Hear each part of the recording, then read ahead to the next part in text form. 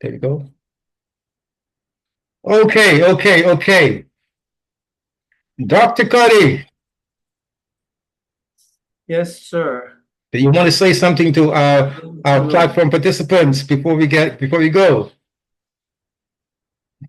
well, just to agree with you in welcoming each individual, and in a very special way, glad to see Dr. Webb.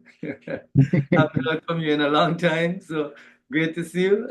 I'm seeing the others regularly, and um, a very, very special person I want to welcome tonight, Leslie. Yes. Yes, that's Okay. my Okay. sister-in-law. So bless you, dear heart. All the way from Virginia. So glad to see you online, Leslie. Praise you. Okay.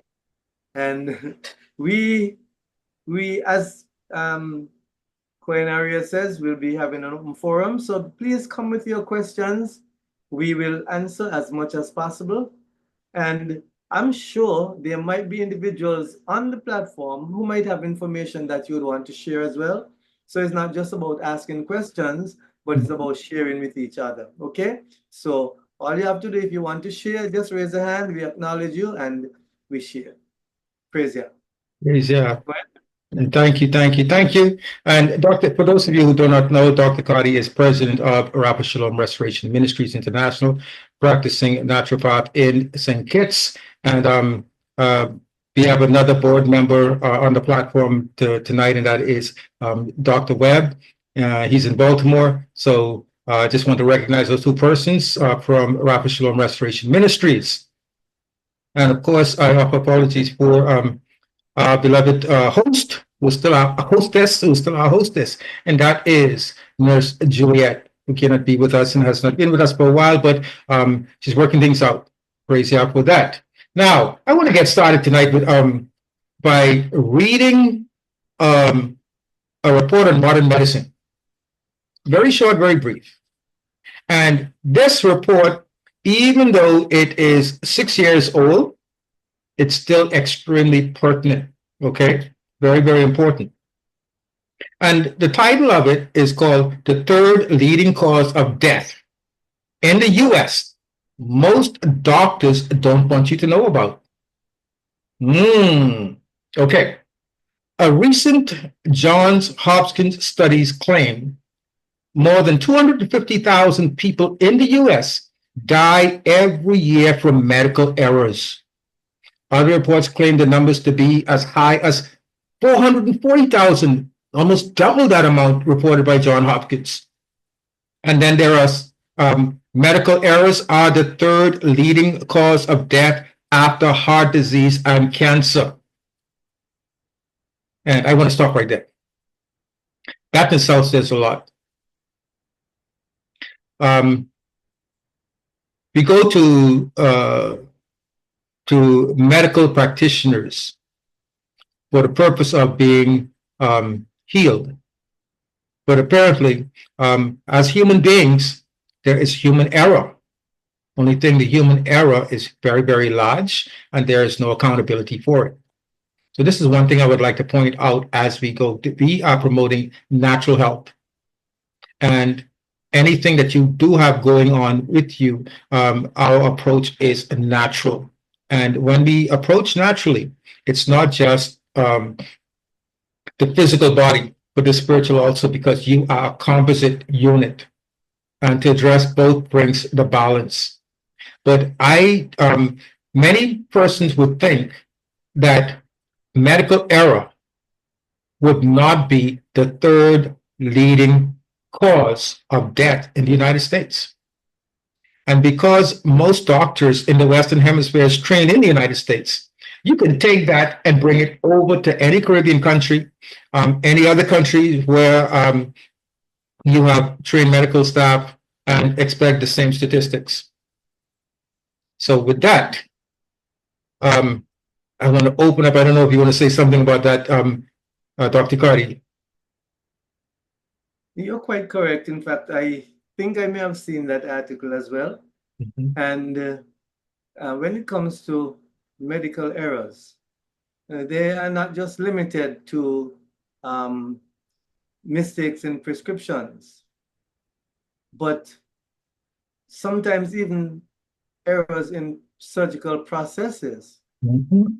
I remember a story in a certain place many years ago where a particular tool was left inside of somebody after surgery, and that I think actually caused the person's death after developing some infections and so on. I think it actually led to death, if my memory serves me right.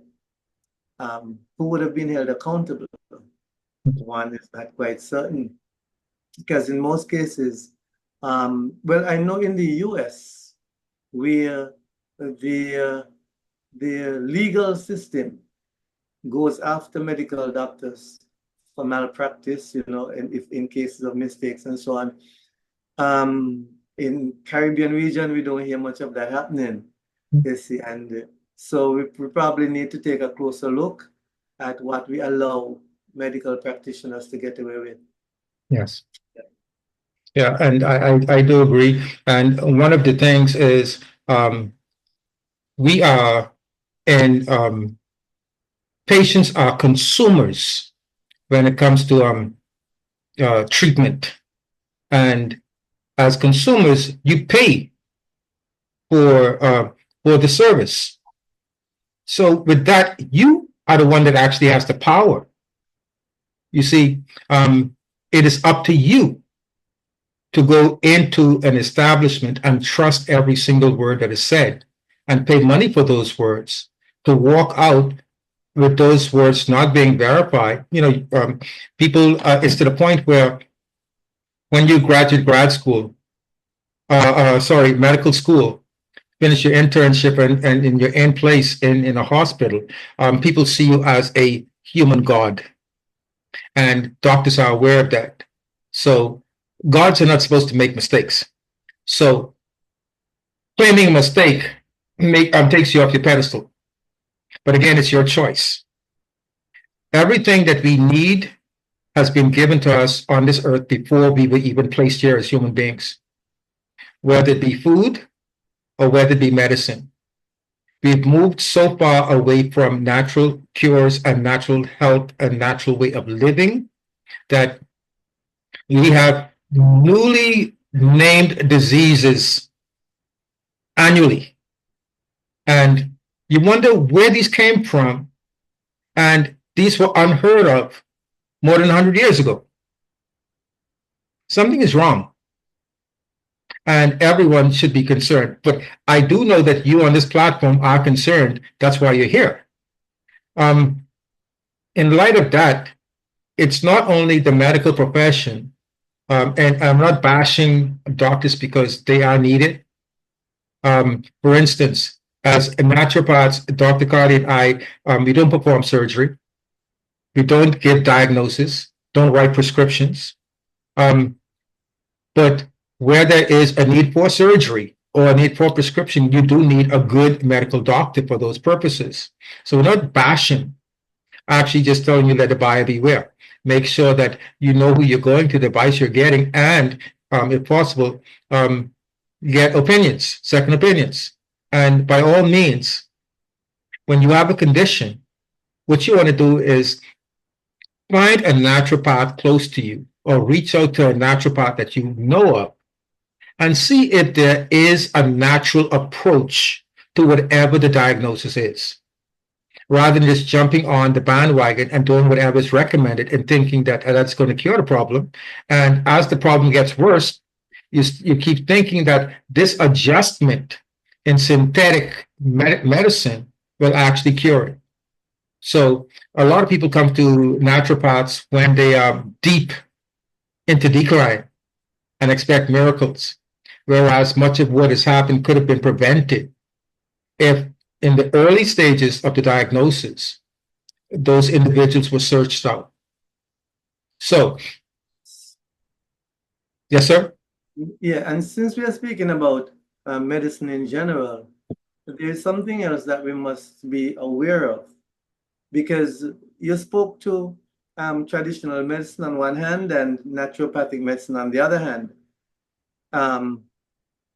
But in large countries, United States, Europe, so those places, there is also such a thing as integrative medicine or complementary medicine. And what happens in those cases is that naturopaths and allopaths come together. Naturopaths, naturopathic doctors like Coronary and myself, allopathic doctors like the medical practitioners you're familiar with, they come together and work in teams. Yes.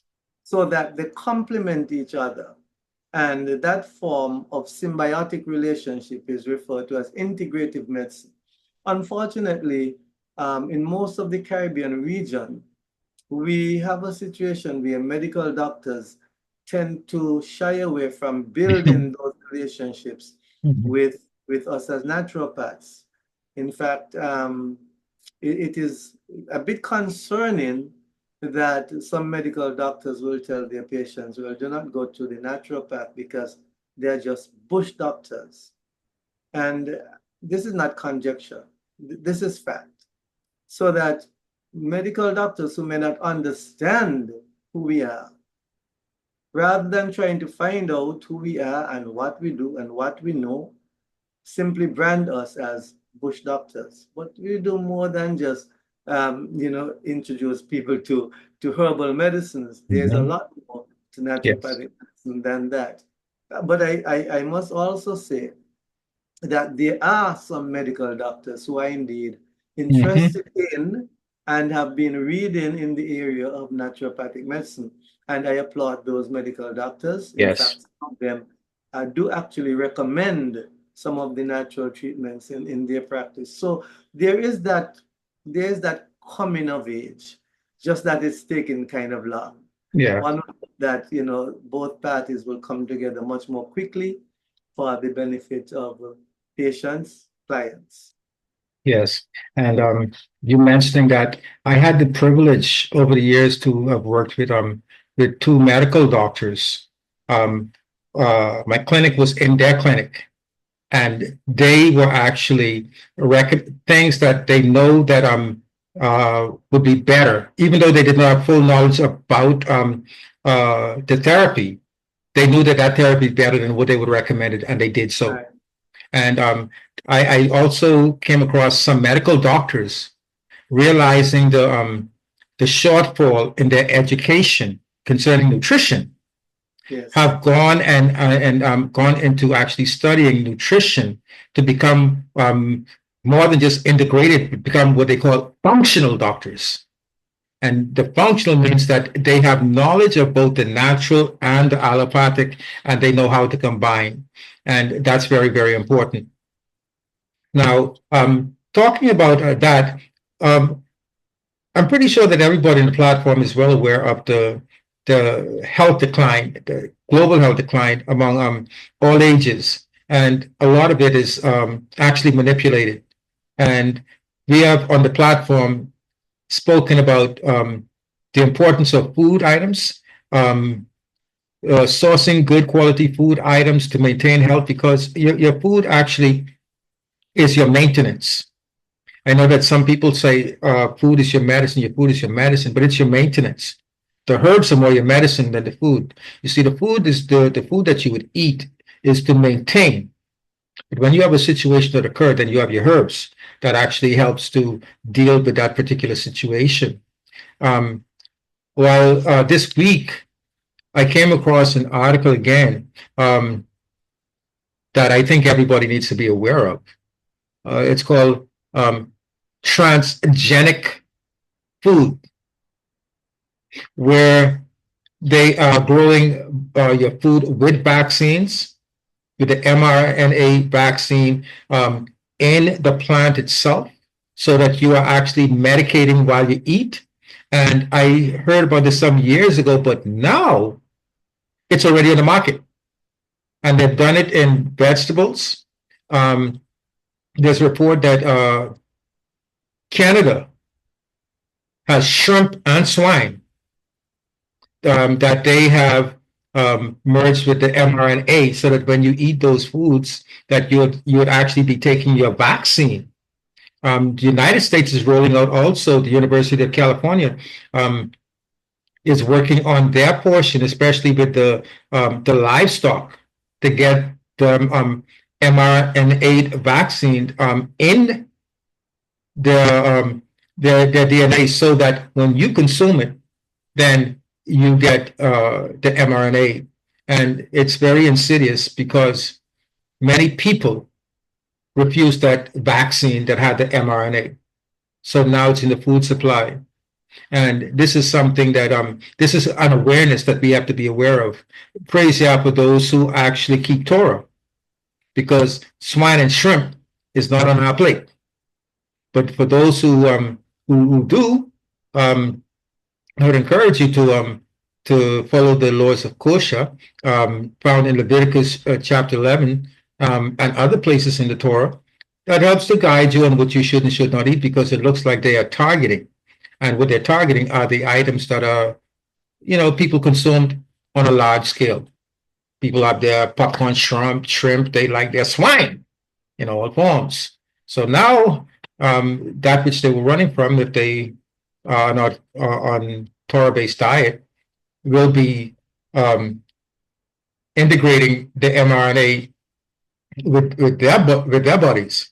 So that's something that we really need to be aware of, and encourage growing foods locally in your own yard, or having persons around you, where you can actually purchase overages of supply. You can guarantee that it's not manipulated, that those persons did not go to University of California to have something done to enhance their crop. And what I found also, and Dr. Carty, you'd agree that the native fruits and vegetables that we have locally in the Caribbean have higher nutritional values than a lot of the stuff that we import. But because it's imported, people believe that it's imported, it's pricey, it must be better. No. What is better is to go right out inside the yard, pick a nice sapodilla off the tree, a nice mango off the tree, pick a coconut off the tree, and consume it right there and then. That is your organic, unmanipulated food. Okay?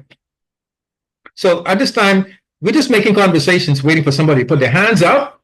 So please feel free to do. Is anybody on the platform suffering from high blood pressure? Anybody on high blood pressure medication who would want to admit it on the platform?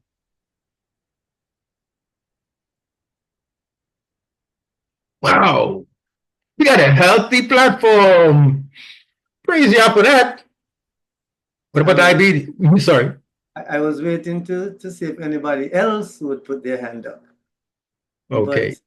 But I am actually on one of those meds, and that's because of a situation I got myself in some time ago, where severe stress caused me to have a TIA, which is short for transient ischemic attack. And that actually caused me, well, the transient ischemic attack is actually a mild stroke. And so as a result of that, I was prescribed that medication. However, because of my knowledge of naturopathic medicine, I've decided to add natural components. And in fact, my last visit to my doctor just last month, the pressure was down to like 120 and 110 in the different arms, respectively, 120, 110, left and right arms over 60 for both, 120, 110 over 60. And so I said to him, so I think it's time for me to come off my med. He said, let's just watch it a little bit. So, because I mean, I was surprised when that happened to me, last year. And when I was actually put on the medication, I'm like, you mean I wait until I'm in my 70s to be having this problem? But, I recognize what the problem was. And so I've been dealing with it using the natural ways. In addition to the prescription, because let's face it, something like a TIA is not to play with. No. Okay. And so I had to take that route, not, however, giving up on my natural approaches. And so maybe I should tell you what I have done naturally In fact, Cohen Aria was the one who introduced me to the music. Um, I grew up listening to music, but not specifically that kind of healing music. You know, we listen to all kinds of music, but Cohen mentioned to me when I explained to him what I was experiencing, he said, you know, you should listen to 432 hertz music. 432 hertz. There are different frequencies of music. 432 hertz, 528 hertz, 9 something, and so on, different ones. But he said to me, this one was the best one. And he actually sent me my first video by the phone. And then after that, I've been downloading different ones, playing them. In fact, up to yesterday afternoon while I was doing my exercises, I was playing one of them. It's an 11-hour one, so I just go and repeat it every now and then. And so what it does, it calms you. It brings about the healing effect as well. In fact, when I go walking on the beach, I usually have it playing in my pocket. And so I'm listening to it while I'm also listening to the waves. And that's an excellent source of stress relief as well. That, and I'm also using olive leaf extract. Now, olive leaf extract is excellent for lowering blood pressure. Olive leaf extract. Okay, so if there's anybody who is hypertensive, you get your hands on a bottle of olive leaf extract.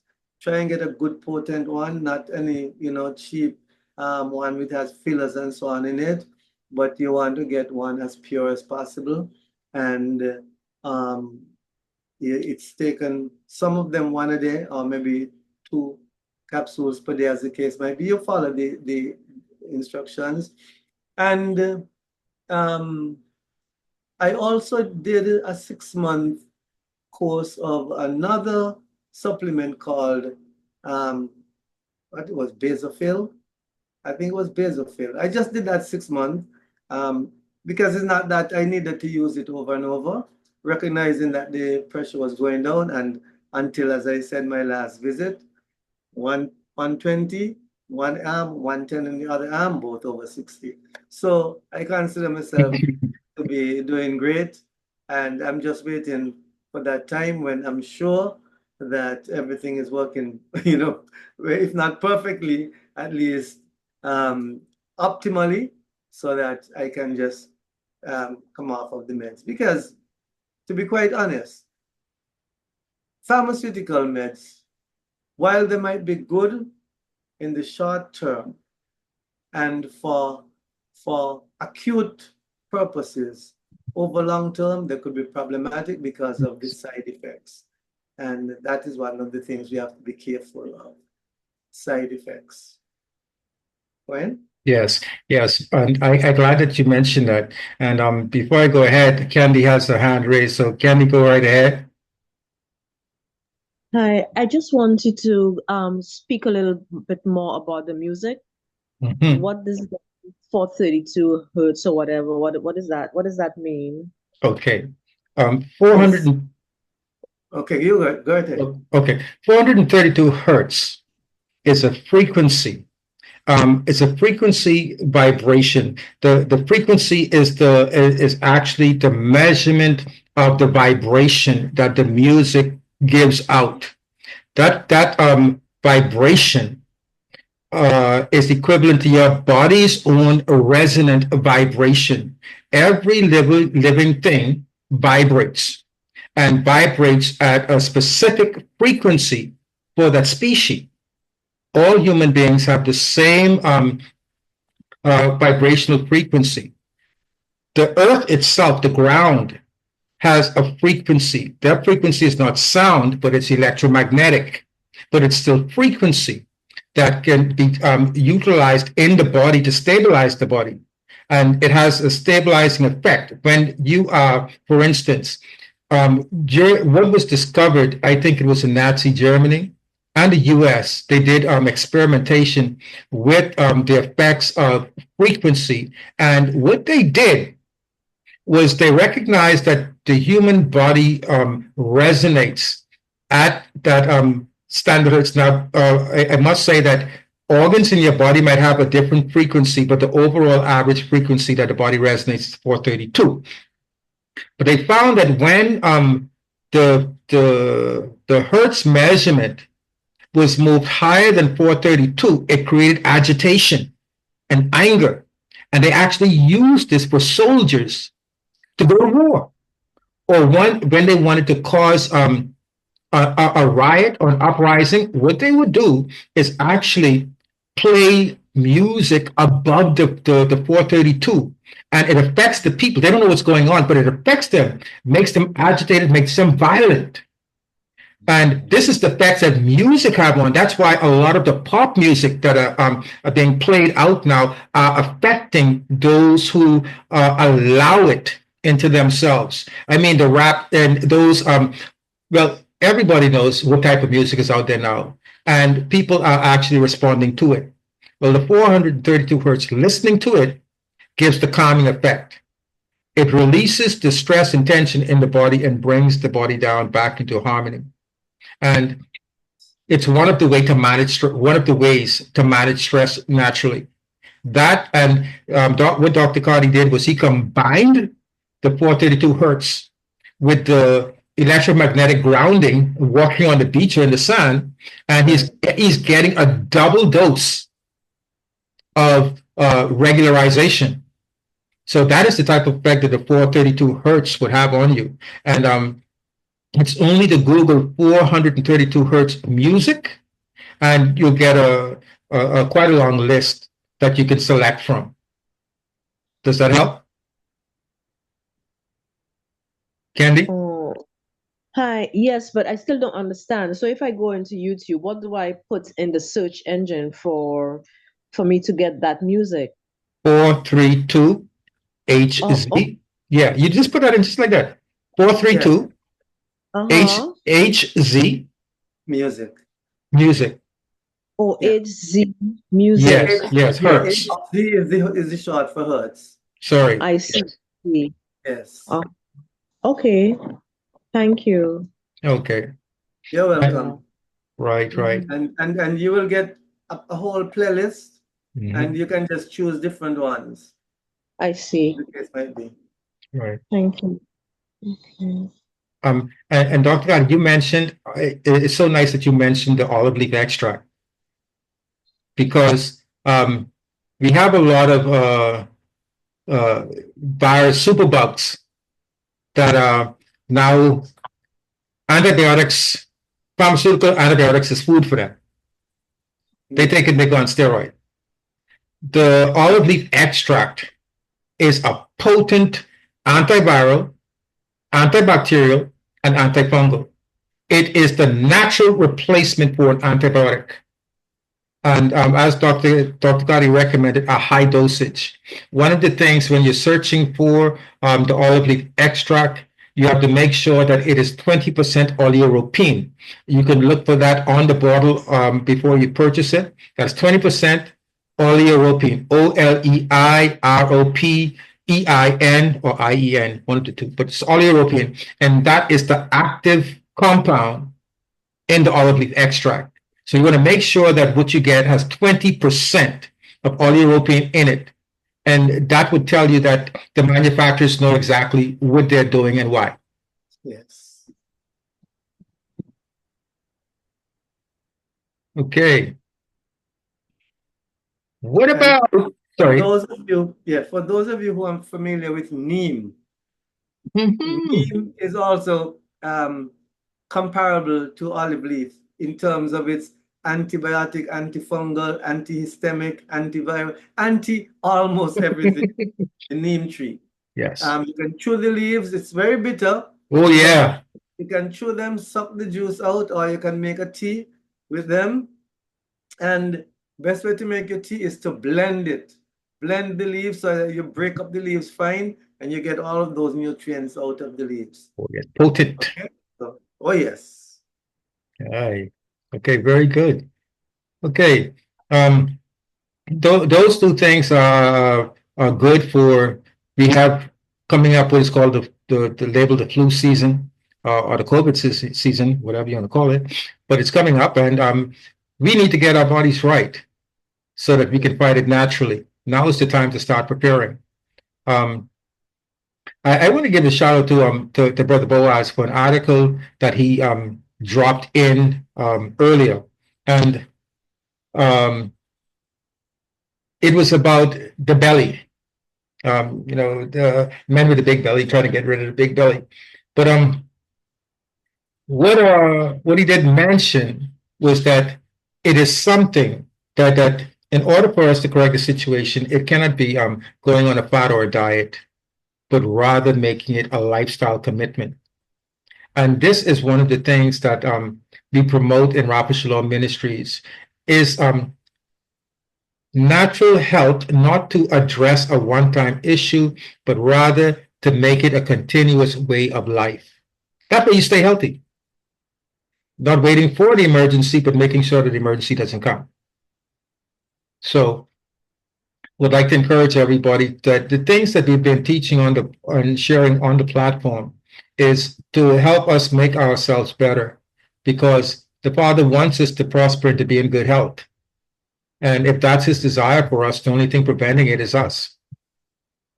So we talked about. Could we just spend a little time on what we call the big belly? Go ahead. Or that obese look? Mm-hmm. We see it in men, and we also see it in women.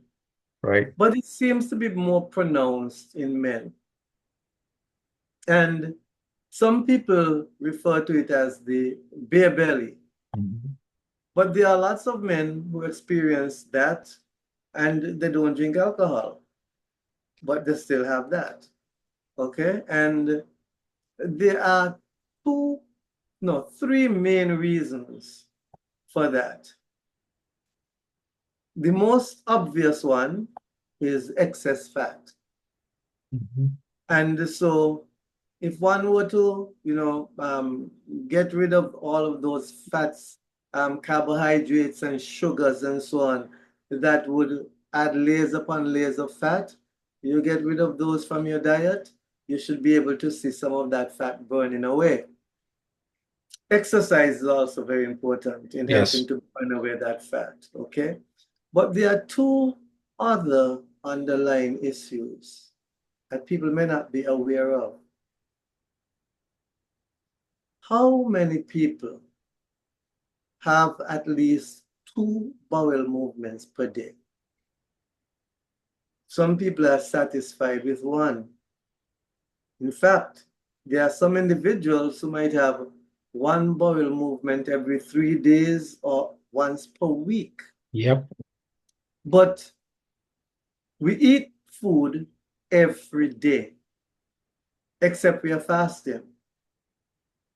And if we eat food every day, some of that food will be undigested and has to be eliminated from the system. But for individuals who may be constipated or who just don't like to go to the on the toilet, it stays in there and it just clogs up the system. But that helps to add to the bloat, you see. In fact, some of you would have gotten a book I gave out some time ago, or I don't quite remember the name of the book, but it has pictures in the back showing what looks almost like tar that comes out of the large intestines of individuals.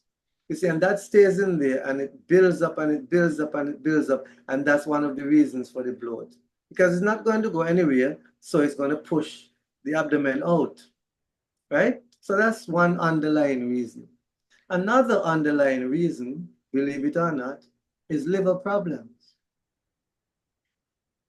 When the liver becomes sick, it swells.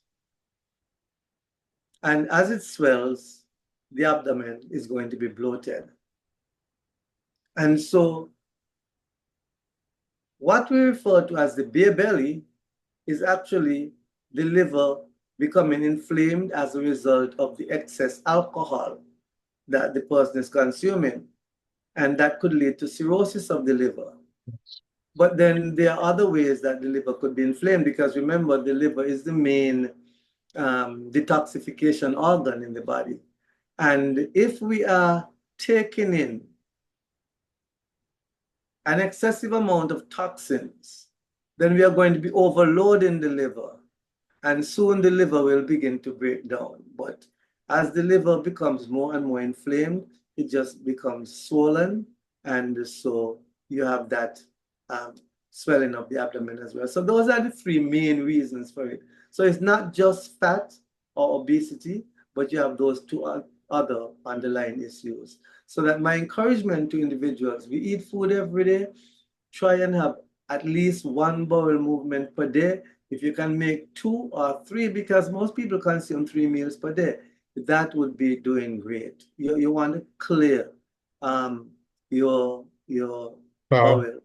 And then you also want to try as much as possible to keep your toxic level as low as possible. And one of the things I do suggest to individuals is to have a cleanse at least twice per year. One in the first quarter of the year and one late down, say probably in the middle of the first quarter, maybe February, March, and then around October, November, late in the year, you have another cleanse. And those 2 cleanses per year, you can do a general cleanse, you can do a liver cleanse, you can do a kidney cleanse. But once you do a cleanse, it tends to benefit more than one organ system. Okay? So there is the general cleanse. I usually recommend the lemonade diet as a general cleanse. It's a fasting diet because you're doing nothing else but lemonade over a 10-day period minimum. You can go up to 2 weeks or 3 weeks on the lemonade cleanse. And you can also do a mono diet, meaning you eat just one particular item over a 3 or 5 day period. For example, one good mono diet cleanse would be a grape cleanse. So you just eat grapes for about 3 to 5 days. That's an excellent cleanse. Another fruit you can use, well, I mentioned the lemon for the lemonade diet. You can also use mango. In fact, mango is excellent in getting the bowels moving, right? So you can do a mono diet of mango during the mango season, and you'll have a cleanse right there, as well as you'll be getting your nutrients from those foods. Yes. Yes. Yes. Thanks a lot, Dr. Carty. And Dr. Carty recommends 2 times of the year. In the Holistic Health Pavilion, we actually, Dr. Carty, recommend 4 times. Two very general systemic cleanses, a 7-day detox that addresses all of the major organs of elimination and circulation. And that because with every change of season and because of the Western diet and lifestyle, it might just take a little bit more just to keep you healthy. But one of the things that before we get to Candy, I want to mention is you mentioned about liver conditions that that might not be affected by alcohol. One of the greatest things that affects the liver is the side effects from pharmaceuticals. Yes. Liver and kidney, because it's toxins that the liver has to actually work with that is affecting the liver. And when you take pharmaceuticals over and over on a daily basis, you are actually damaging both the liver and the kidney. Okay, so what Dr. Carty said should be heeded. Okay, we have Candy. Yes, hi. Well, you asked if there's anybody with a special condition or something that they would like to talk about. I don't want to be too long, but for me, my situation is that I have been diagnosed as hypothyroid for a number of years, I guess over 10 years, and I'm on medication for it. And I also have issues with acid reflux that I've had surgery for back in 2015. to strengthen the LES, the valve, right, which was not functioning properly, and also to repair a hiatal hernia. But I'm still having a lot of issues with the reflux.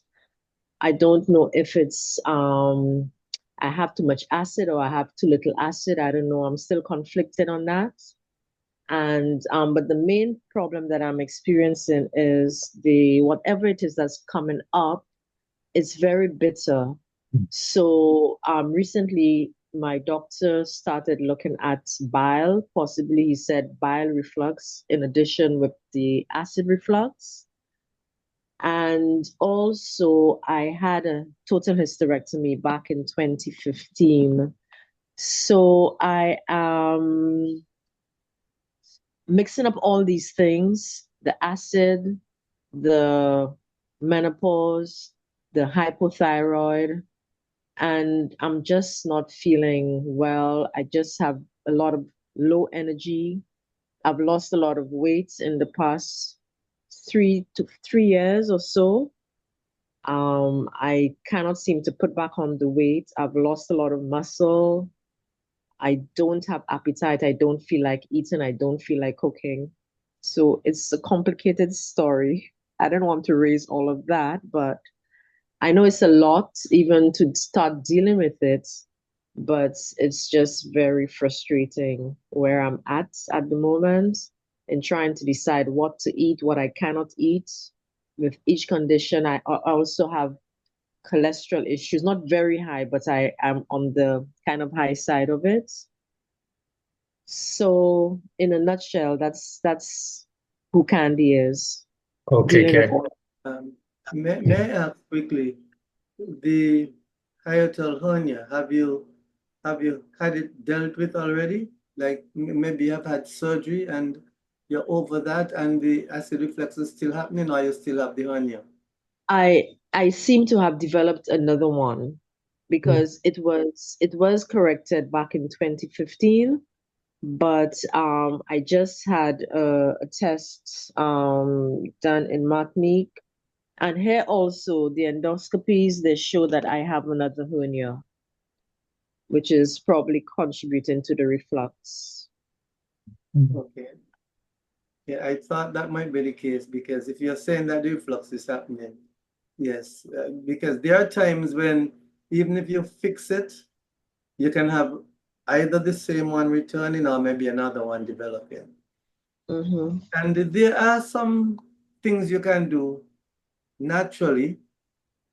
Um, and you mentioned you asked about diet, Mhm. and one of the first things I would recommend is that you modify your diet Yes. to use foods that would help to bring relief not only from the acid indigestion but even from the effects of the hernia itself. For example, you'd want to say go to more green vegetables where you may not have been using green vegetables before, peas and beans, non-citrus fruits and juices, because while I do recommend lemon juice for individuals who want to raise the alkaline level, because you're having that problem, we would say non-citrus for the time being when it comes to fruits and vegetables. Okay. I guess you're aware of artichoke. I usually get tied up on that word. It's artichoke, right? Right. The arti, yes. Artichoke, asparagus, those are good things to add to that diet as well. And I hope you're not using caffeinated drinks. You would want to go for decaffeinated drinks. Okay. Um, and when it comes to fats, you want to limit your fats to, say, coconut or coconut oil, avocado oil, olive oil, just those three. And if you're using those, you want to go for cold pressed, Yes. extra virgin, as far as those oils are concerned. because animal fats could exacerbate the problem. Okay, so those are some of the things you would want to add to your diet. And even as we are thinking of adding, you would also want to think of some things that you would want to reduce. Well, we just mentioned fats, so you'd want to reduce your fatty foods. I indicated to you the three fats which would be the safest ones to use: the coconut oil, avocado oil, or olive oil. You want to reduce your caffeinated drinks. You want to reduce fried and oily foods. A lot of people fry almost on a daily basis. Fried foods, you want to reduce those. Try and keep cocoa and chocolates out of your diet. I would assume you're not using alcohol, but we still mention that as one of the things to avoid, especially if you are dealing with hernia. Soft drinks, carbonated drinks. Well, any type of soft drinks, you want to use water or juices rather than soft drinks. And even things like sweetened tea. Individuals buy the processed, sweetened teas, iced tea, and so on. You can make your own herbal teas, you see. And the herbal teas I would recommend that would be help to reduce the reflux would be things like the basils.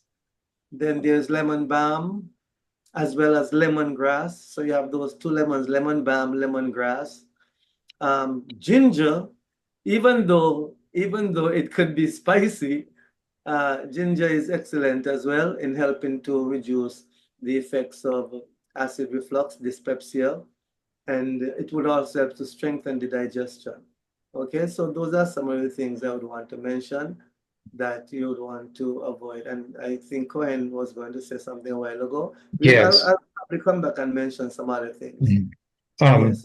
for her case, Dr. Carty, would you recommend the coconut oil? That's a medium chain fatty acid, and she's already very sensitive. And if the doctor says that it could be bile related, definitely you want to make sure that it is not even bordering near a long chain, but rather a short chain. The avocado and the olive cold pressed, both Right. avocado and olive oil, and because of the acid reflux also, I would really think like everything that Dr. Carty gave you for food, Candy, as a food item, he is increasing the alkaline level in your body and reducing the acid.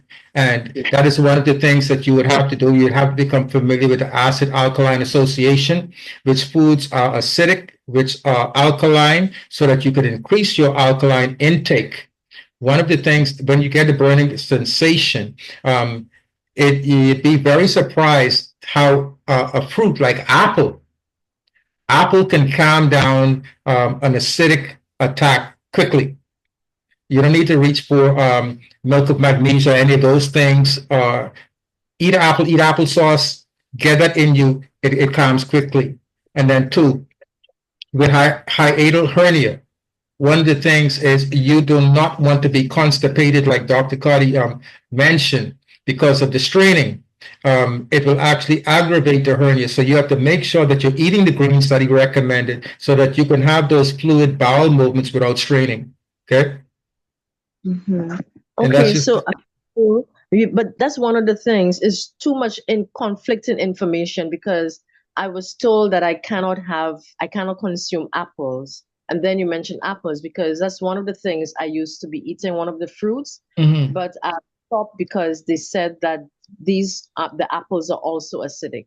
Oh, Dr. Carty, do you know of apples being an acidic fruit?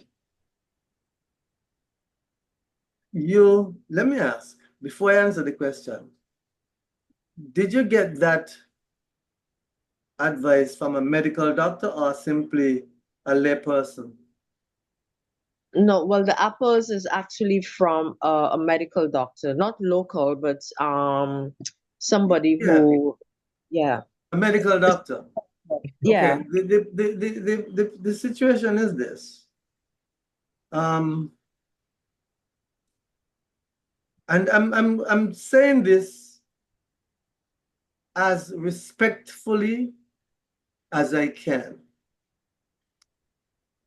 I know that there are some medical doctors who might go and read beyond what they would have done in their training. But in allopathic medicine, their programs do not focus much on nutrition. But many doctors give nutritional advice. Wow. And what I have found is that in many cases, the nutritional advice that they give is incorrect. That's right. For example, medical doctors will tell people, don't use citrus, like lemons, lemons and so on, or oranges, because they are acidic. And they will cause you to be acidic. That is not true. Mm. Meaning, while they contain citric acid, they do not cause your body to be acidic. Exactly. You see, what the doctors do not understand is that there are certain foods which cause acidity in the body, not citric fruits, not citrus fruits. Citrus fruits would alkalize the body. But the reason I warned about citrus as it relates to hernia is because of the problem that you have. You have Yes. that acute problem. And so for a healthy person, citrus fruits is fine. So please don't be confused. I'm not saying that citrus fruits are bad for you in general, for the other persons online. No. This is just specific Unique. to Canada because Yes. of a problem. And this is another problem which we see in the allopathic field. People tend to approach things with a one-size-fits-all kind of Yes. attitude, and that is not good No. either. Okay, that's not good. So I was about to say something a while ago, and I lost that trend of thought. Oh, yes. When it comes to the acidity, you want to stay away from what I term as acid-forming foods. Correct. That is foods which will cause acidosis, because that will make your condition worse. And there are 5 groups of foods I warn people against when they are suffering from acid reflux, dyspepsia, heartburn, bloating, gas, and so forth. We're talking about sugar, and carbonated drinks. Those two go together because the sugar is acid forming. That's why so many kids lose their dentures at an early age, because they're packed with sweets almost on a daily basis. Children eat candy, they drink sodas, and they eat ice creams and cakes and you name it. And so in a day, the amount of sugar a child could consume is mind-boggling. And then the carbonated drinks are not only packed with that acid-forming gas, carbon dioxide, but they're also loaded with sugar. So you have those two. And then dairy products, milk, cheese, yogurt, all of those are also acid-forming. Would not cause much problems in healthy people, but they are acid-forming. Then you have meats, all kinds of meats. All flesh. Okay, right, all flesh. Yes, the red meats are the worst, and the pork. Oh, the pork is so detrimental, it's not funny. 90% of diabetics are diabetics because of pork, not because of sugar, but because of pork, and research has shown that. But your medical doctor will tell you to eat pork because it's a white meat. It's a white meat, yeah. You see, they don't understand the impact that pork has on the body. because they were not taught that. Okay. And then there's alcohol. So that's the fifth group, alcohol. So all of those are acid forming foods. Now, what I did not mention in that list would be processed foods like rice, white flour, macaroni, right? All of these processed foods are also acid forming foods. You want to eat foods as close to the earth as possible. Yes. All right. So you stay away from those, and that would help to bring about some degree of healing. You just make those dietary modifications, and it will start the healing process. Yes. There And is something else. Okay, go ahead, Cohen, and then I'll add something else as it relates to dealing with the hernia. okay. I want to ask Candy. Candy, were you diagnosed as hypothyroid? It is hypo or not hyper, right? Hypo. Hypo. Okay. Before you were diagnosed as a hypothyroid, um, did you have your hysterectomy already? Did this happen after the hysterectomy? That was before the hysterectomy. Before, okay. Because thyroid conditions normally get worse because of the thyroid being an endocrine member. It usually interacts with other endocrine glands, like your gonads, your reproductive glands, and your pituitary. And normally, when one is affected in that axis, it could throw any one of those glands off, and you could be treated for something, a gland that is not affected and the gland that is causing it not be addressed. So you're addressing something that is failing. Okay, that's why I asked that about the hysterectomy, because there are more glands involved with the hypothyroidism than just the thyroid gland itself. And then I just wanted to add to what Dr. Carty said about the medical practitioners. And again, it is not bashing, but it's a reality. I understand that in the 10 years, 8 to 10 years of medical training, that there's only one class on nutrition. So I would not take nutritional advice from a medical doctor. Okay. Thank you. Yes. Dr. Carty had something else to add for you. Yes. If you know any medical school that needs a course in nutrition, you can tell them check with me. And I'm very serious. I actually developed a nutrition course for a medical school here in St. Kitts. I taught that course for a semester, and then the school closed down, unfortunately. And so, you know, the medical students were very, very happy for that program. Yes. Very, very happy. Yes. And I wish that the other medical schools, you know, would just reach out and have a full nutritional program instead of just a few hours of classes, your whole program. Yes. So I have that program available. If you know any medical school that could benefit from it, tell them to get in touch with me. So that was a little promo. So to come back to Candy, another factor in hiatal hernias is stress. Now, because we have not been able to diagnose your situation, we'll just assume that, and based on all of the things you have said, it would seem to me that you may be experiencing some stress. Okay. I Right. So you would want to focus on de-stressing. Yes. Now, we did mention the 432 hertz music as one form of de-stressing.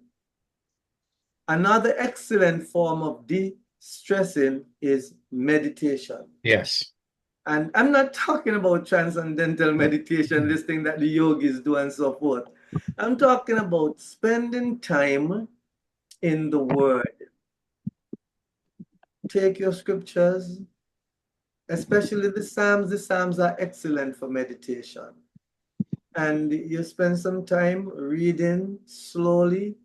You can read loud or you can read to, when I say loud, I mean not loud to wake up the neighborhood, but I'm speaking about audibly then, not loud, but audibly, sorry. You can read audibly or you can just read in your mind. But you focus on the word, you find ways of applying the word to your life situation, and you make sure you pitch your tent with Yahweh, our Heavenly Father. Speak with Him, commune Yes. with Him, right? And don't be afraid to laugh your heart out as much as possible. Because right there in the word, we would have learned that laughter is best medicine. And so, in addition to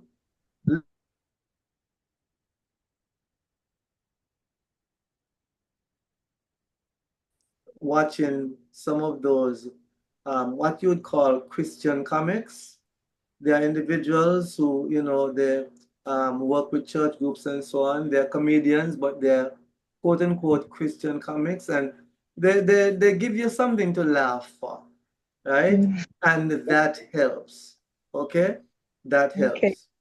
All Now, right. no, that's for distressing. But there are some other things I would want to share with you.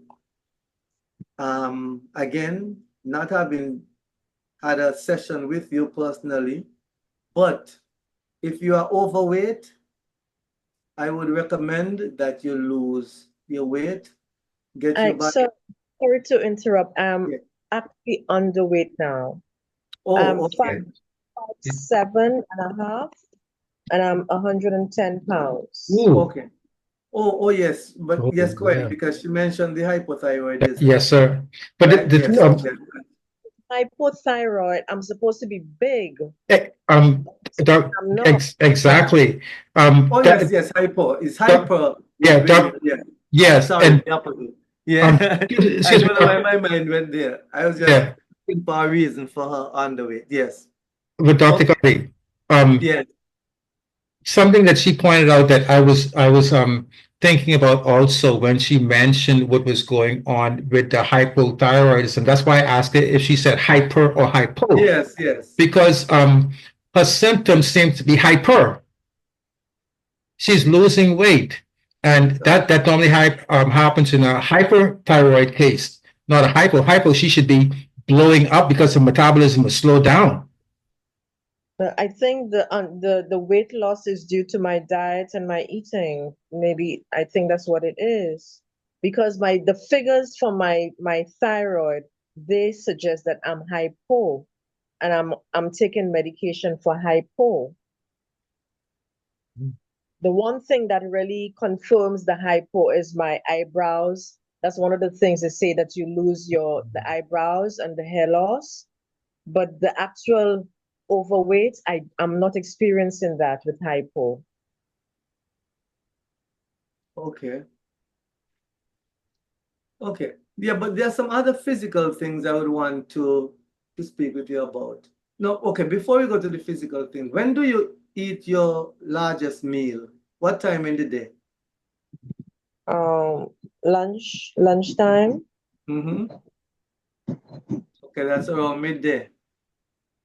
Yeah. And how late in the evening do you eat your last meal? I don't really eat. I don't have a meal in the evening. Oh, okay, fine. Because Yeah, I would have suggested that you make sure your last meal is at least 2 to 3 hours before you go to bed. You wouldn't want to go to bed with a full stomach, I okay? know. So you want, right, you don't want to let down like that. Now, in terms of your bed, is your bed still flat or do you have it elevated? It's on a brick. It's elevated. It's elevated, so it's on a slant? On a slant, yes. Okay. Which side is higher, the head or the foot? The head. Okay, that's fine. Okay, somebody gave you good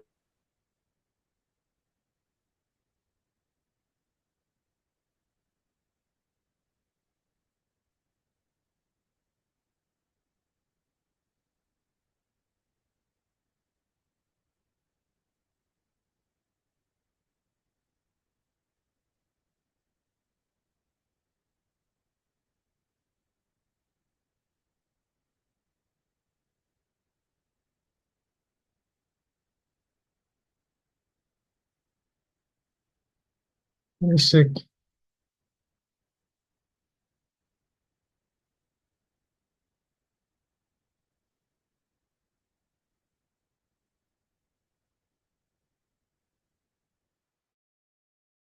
Eight nine eight 89.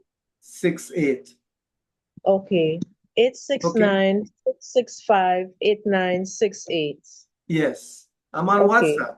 So you Okay. can send me your email address, and I will send you by WhatsApp a couple of documents that will um, give you much of the information I shared with you, but with some extra.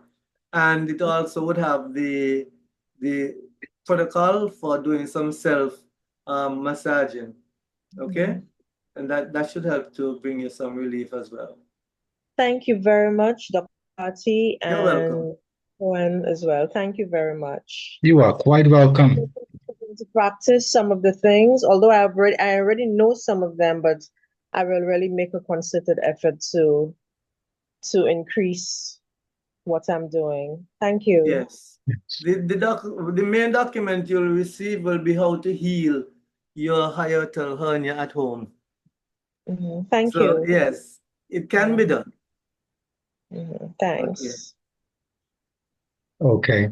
And thank you so much for opening up, Candy, and for sharing your condition, because I'm pretty sure the information given other persons on the platform would have been helped if they have that condition, or if they know somebody with that condition. And I got cut off. Kicked out for a few seconds there. But when I came back in, I did hear Dr. Carty giving you the number, and that is excellent, because that is what you want to do. Though we're not on the same islands, or it might be in the same country, the technology allows us to be able to help whenever and however. So I am very glad that you got the contact for Dr. Carty, because he definitely can and will help. And that is what Rapid Shalom Ministry is all about. That is what the health platform is all about. We're here to help you. And even though we are businesses, the platform itself is ministry. Well, the businesses are ministry too. The platform is also. So we do appreciate you sharing, and also willing to take the consultation. So I praise you for that. We are now up at 1:20, and yes. Just to correct Cohen, it's not a consultation. I'm just sending her some information. Oh, well, Candy, if you do need a consultation, when sending the information, I'm pretty sure that you could arrange it with Dr. Carty at the same time. Yes, That's I know. yes. Yeah. Necessary, yes. Thanks. Right. You're welcome. Okay. I want to thank everybody for being out this evening, everybody who participated on the platform. One of the things that we have agreed for the platform is that we will always keep it within a reasonable amount of time, so people are not worn out by the event. And this, what we are doing here, we hopefully hope to do some more of it, giving people opportunity to actually share, like Candy shared, and to help out those just by guidance as much as possible. So we do appreciate your presence on the platform, because we're here to serve you. Okay. Dr. Carty, yes? Yeah. Just before we close, Mm. is there one other person here who has a burning question that you want to ask? We don't want, when we close the platform down, you say, oh, I should have asked this, Yeah. So if there's just one person who have not asked a question yet, and you have a question that you think we might be able to answer for you, you can take this opportunity to raise your question now.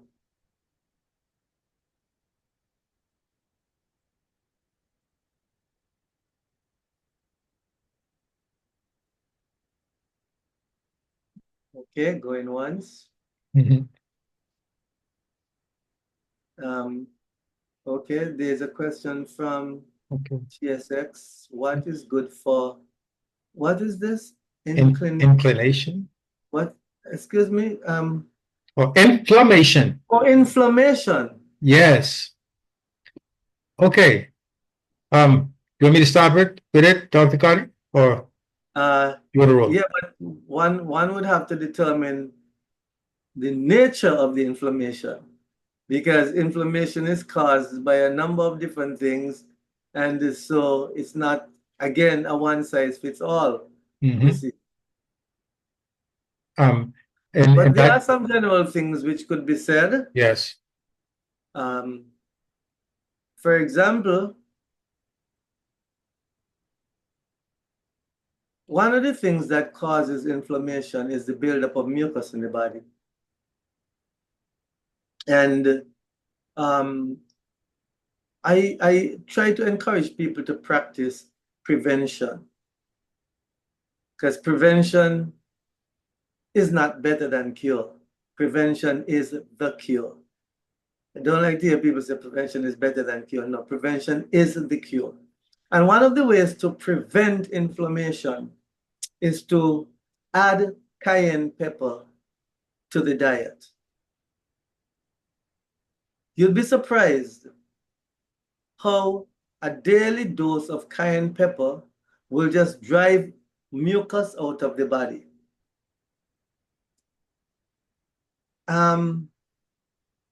Very rarely do I get anything even close to a cold or a snuffle. And if I happen to pick up something from somebody, maybe in passing, in a day or two, it's out. Simply because my body, I've been using cayenne for so long now, so many years, on a daily basis, sometimes even twice per day. So I can vouch for it. Ever since I learned that, I started using cayenne regularly, right? So that's one of the things you want to do, to prevent inflammation. Now, if it is there, then you want to get rid of it. And an excellent herb for helping to get rid of inflammation is neem. Neem is anti-inflammatory. Remember I said a while ago, it is anti a lot of things, right? And neem trees are all over. So, and if you cannot find a tree close by you, just tell me, I'll go out in the backyard and pick some and mail them to you. No, that would not be possible. But, you know, I'm sure you can get neem products online, okay? So where you don't have a neem tree available, then you can go online and look for your neem products and utilize those. Castor oil is also excellent, especially for inflammation that causes pain, like pain in the knees, in the elbows, in the joints, and so on. Warm castor oil is excellent in helping to relieve pain. Soaking the joints, the ankles, the hands, and so on in Epsom oil, in some warm water, that helps as well. Okay, and I'm sure Cohen would have some other ideas. Yeah. You mentioned mucus, and that's excellent. You also mentioned the fact that there are different reasons for inflammation. There is inflammation regards to trauma. Could have gotten an accident. You definitely, that's a normal body response. But one of the major contributors to inflammation is acidic foods. The heavy intake of acidic foods. The Western Hemisphere, 95 or more % of the Western Hemisphere walking around. Yes, I'm here. Can you hear me? Can you hear me? Okay, Cohen seemed to. Oh man. Oh, yes, he's back. Okay. Okay. I don't know what happened just now, but what I was saying is that the Western Hemisphere, 95% of the population is walking around in a state of what is called chronic acidosis. Is chronic acidosis because our food intake is so unbalanced. We eat more acidic food, and Dr. Carty mentioned the highly processed foods. This acidic food will actually cause your body's natural reaction is to expel mucus. And that's how you get so much mucus in your body, causing inflammation. So what you want to do, in addition to what Dr. Carty recommended, is you want to understand the acid-alkaline association, reduce the amount of acidic foods that you're taking in, and increase the amount of alkaline foods that you're taking in. And one of the things, too, that we need to consider is hydration. Okay? when we are dehydrated, the toxins in the body becomes concentrated and it affects the body. It causes inflammation. Every disease that you would have that has an itis at the end basically is telling you that it's an inflammatory disease. And acid is the base. If it's not trauma, you can find acid as the base of the general base for that condition, the inflammation. So these are things that you can do naturally to reduce inflammation. Okay, and I noticed that she mentioned that there's pain in the leg. Okay, white blood cells are low and have a nodule on my. Okay, yeah, but the first thing you mentioned was pain in the leg as a result of sciatica, right? So and that's caused by a herniated disc. I think that's what she would have said. I saw it in the chat a while ago. Let's go back. Okay. Oh, okay, she said bulging disc, right, which is the same as herniated disc. Yeah, so you would need an intervention there.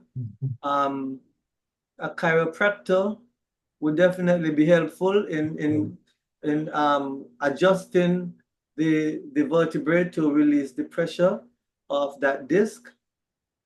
Because the chiropractors are trained in the kind of kinetic movement that need to take place to relieve that pressure. But one of the things you can do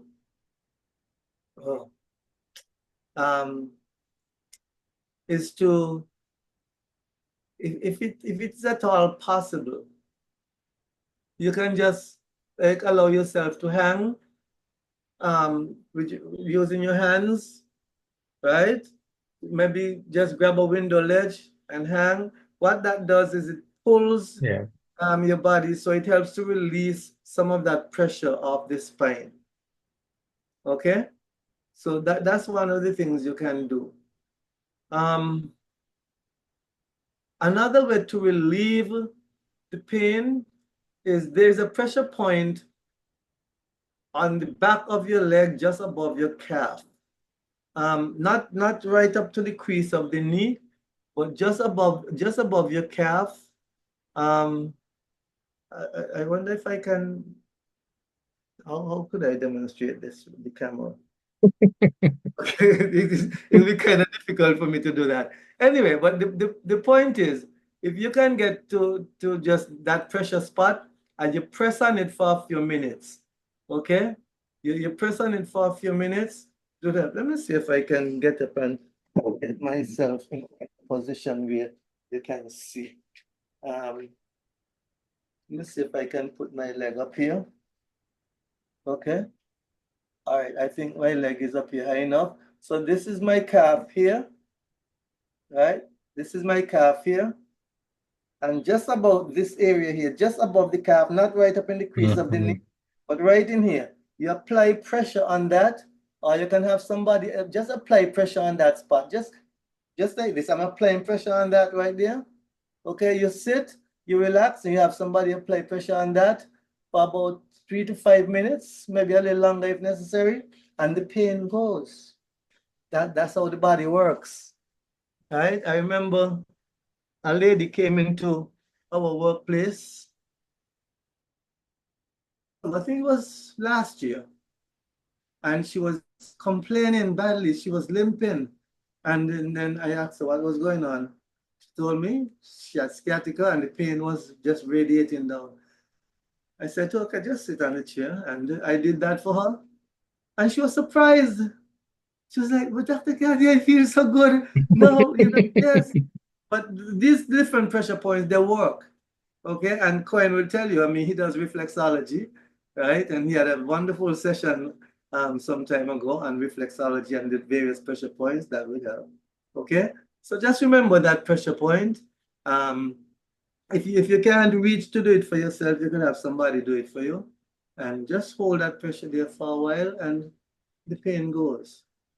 Okay, so those are just some little ways of helping yourself. Okay, but a chiropractor will do much to readjust the spine and to get that space between the two vertebrae, bring you some relief so that you release the pressure off of the disc. Okay. The person G8X, they typed in thank you for the response, and I'm glad that you're satisfied with the response.